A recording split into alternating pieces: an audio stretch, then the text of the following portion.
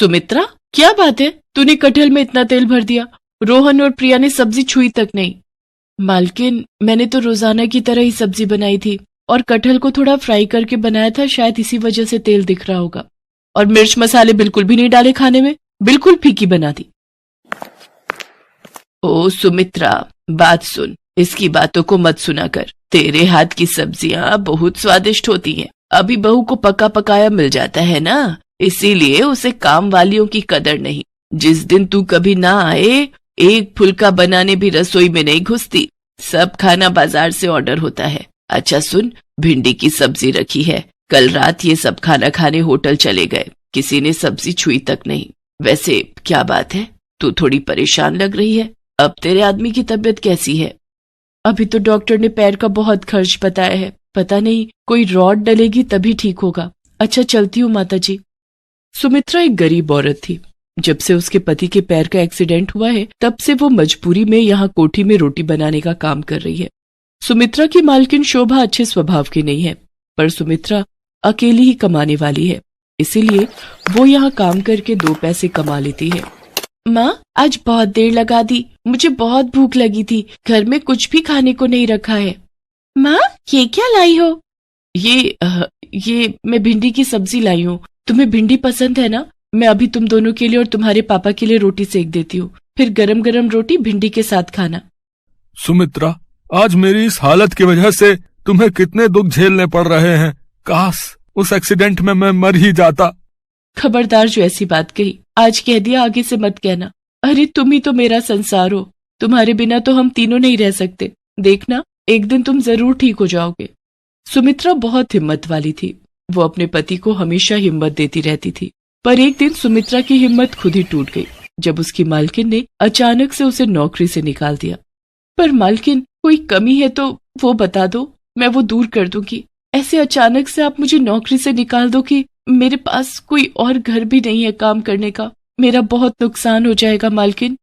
अरे शोभा, एक बार सोच ले, अगली बेचारी को कितने समय से तूने काम पर रखा हुआ है और अचानक से तू इसे निकाल रही है। इसका पति वैसे ही बीमार है, घर में 2 छोटी छोटी बच्चियां भी हैं। ऐसे किसी के पेट पर लात क्यों मार रही है? माँ जी, आप चुप रहिए। आपको ज्यादा पता है या मुझे पता है इस घर का? सुमित्रा, मैंने तुम्हारा हिसाब कर दिया है।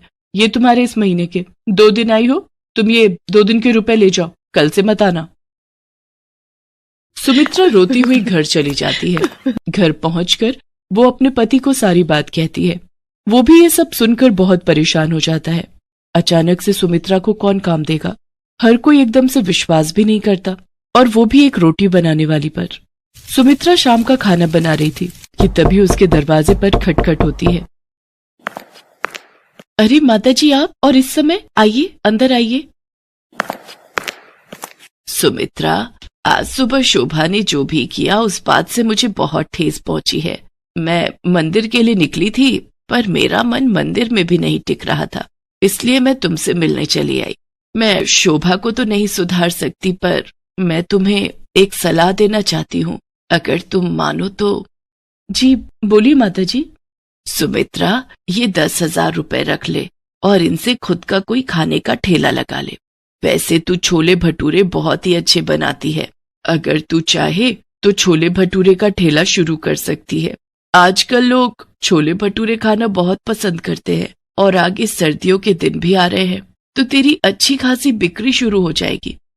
पर माताजी, आप मुझे इतने सारे पैसे दे रही हो, मुझे अच्छा नहीं लग रहा। सुमित्रा, ये पैसे मेरे खुद के हैं, मैंने जोड़े हुए थे, और फिर इन रुपयों की मेरे से ज्यादा तुझे जरूरत है। अब तू देर मत कर, इन रुपयों से जल्दी से छोले भटूरे का ठेला शुरू कर दे, फिर मैं गरम गरम छोले भटूरे खाने आऊंगी। उन रुपयों को देखकर सुमित्रा के मन में हिम्मत जाग जाती है, और वो माताजी को दिल से शुक्रिया करती है। आज मुसीबत की इस घड़ी में माताजी उसके लिए ईश्वर का रूप बनकर आई थी।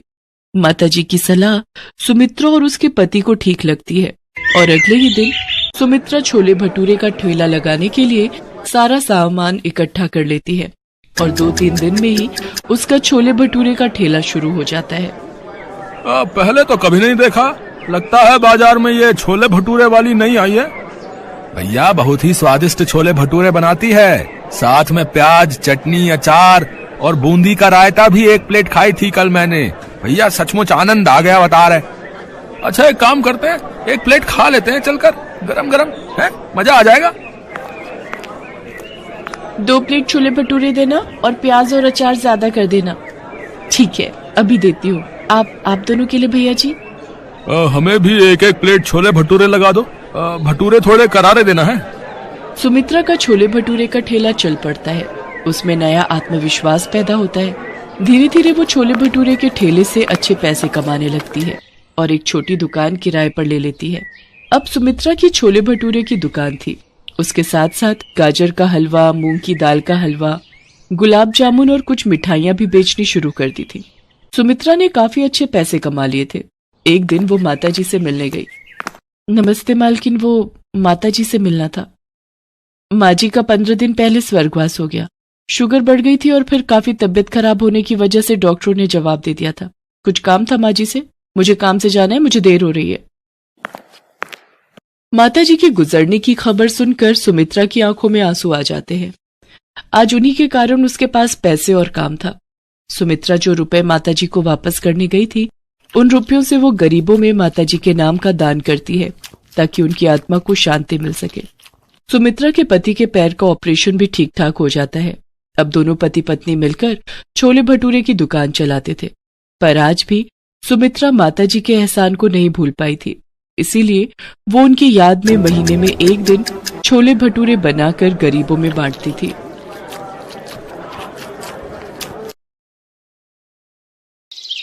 मान्या एक बड़े होटल में शेफ थी और बहुत ही बढ़िया बढ़िया तरह के खाने बनाने में माहिर थी। होटल वाले भी मान्या के काम को बहुत पसंद करते थे।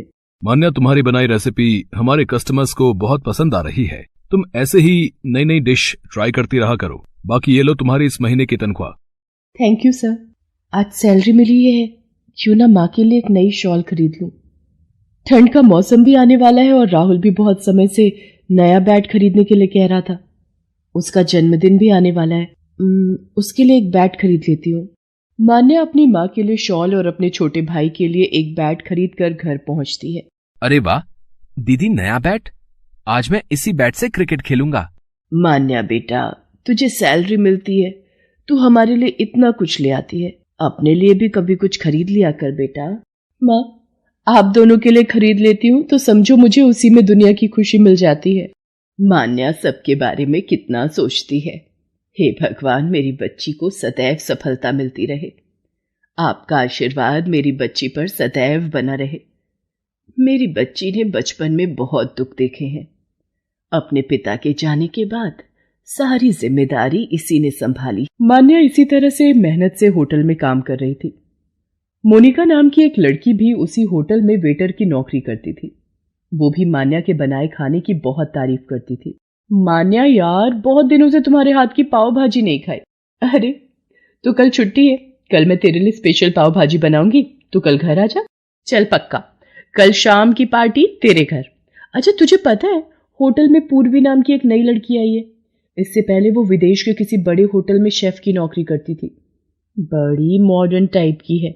पता नहीं कितने लोग यहाँ पर शेफ की नौकरी के लिए आते हैं। आने दो, कोई बात नहीं, वो भी हमारी तरह ही काम के लिए आई होगी।